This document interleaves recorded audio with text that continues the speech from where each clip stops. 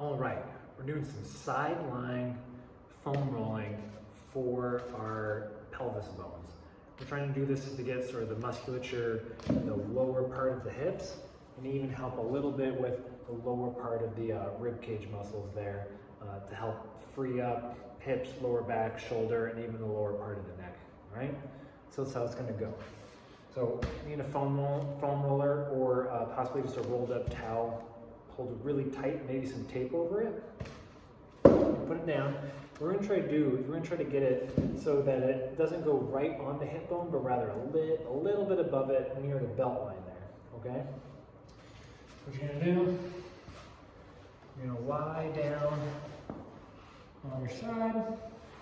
We're gonna try to make sure that the knee is not feeling like it's cramping up her hip, and that the knee is actually on the ground in front of us as well, okay?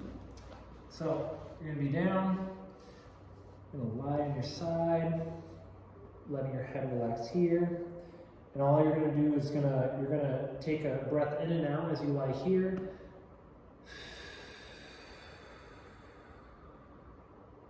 You're gonna come up and take a breath in, all the while keeping the knee down on the down leg.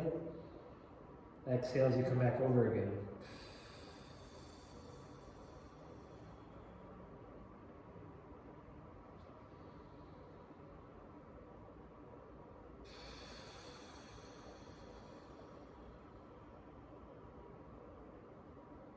All right? And again, don't be right on that bony part of your hip. That just won't feel good and won't really get what we're looking for. All right?